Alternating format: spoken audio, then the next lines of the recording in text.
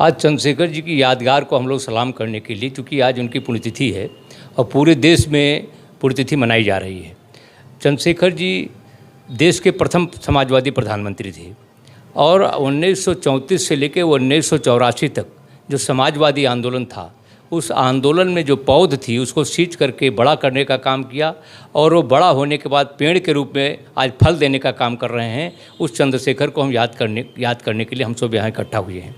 चंद्रशेखर जी 1950-51 में जब वो आचार्य नरेंद्र जी के समीप गए तो चंद्रशेखर आचार्य जी ने उनसे कहा कि आप जो शोध का कार्य करने जा रहे हैं, ये शोध आपका कौन पढ़ेगा, पीएचडी जो आप करने जा रहे हैं, आपकी थीसिस कोई भी नहीं पढ़ेगा, आप पूरे देश के लिए, समाज के लिए काम करिए।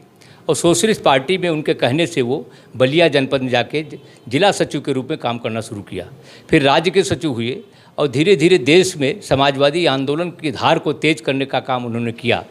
सबसे पहले हम उनको याद करते हैं जब वो कन्याकुमारी से 6 जनवरी को चले थे पैदल और 25 जून को दिल्ली आए थे। यानी जनवरी से लेकर जून तक 6 महीने की पदयात्रा में उनका 5 कार्यक्रम था। पीने का पानी, कुपोषण का खात्मा, प्रारंभिक शिक्षा, दलितों उत्थान, सांप्रदायिक सौहार्द।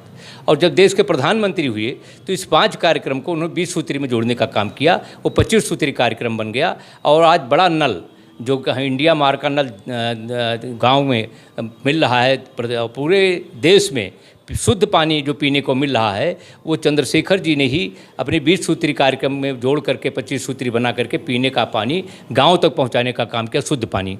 और इसी सवाल पर कर्नाटक में रामकृष्ण हेगड़े की सरकार बनी थी। देश के जब प्रधानमंत्री हुए तो उन नौजवानों के सवाल पर जो लोकनायक जयप्रकाश नारायण ने कल्पना की थी रचना वाहिनी का, जिसमें भूमि वाहिनी, विद्या वाहिनी, स्वास्थ्य वाहिनी के माध्यम से करोड़ों बेरोजगारों को रोजगार देने का प्रावधान था, केंद्रीय मंत्रिमंडल से पास करके प्लानिंग कमीशन को भेजने का काम किया था। आज भी वो लंबित है। अगर वो रचना वाली फार्मूला अमल में ले आया जाए तो बेरोजगारी निदान का सबसे बड़ा फार्मूला उनके लिए होगा। और देश की अस्मिता की रक्षा के लिए वो देश के पहले ऐसे नेता थे जो जब पंजाब में स्वर्ण मंदिर में सेना का प्रवेश हुआ तो देश के सारे नेताओं ने इंदिरा गांधी का तारीफ करने का काम किया।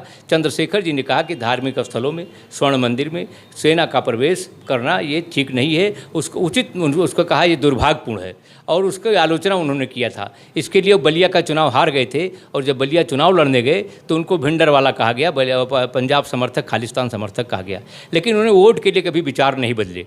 इसलिए हम जयप्रकाश नारायण के सच्चे उत्तराधिकारी, आचार्य नरेंद्र के सच्चे अनुयायी, समाजवादी आंदोलन के पुरोधा, जयप्रकाश नारायण के आंदोलन को आगे बढ़ाने वाले चंद्रशेखर जी की पुण्यतिथि पर उनको श्रद्धा सुमन अर्पित करते हैं।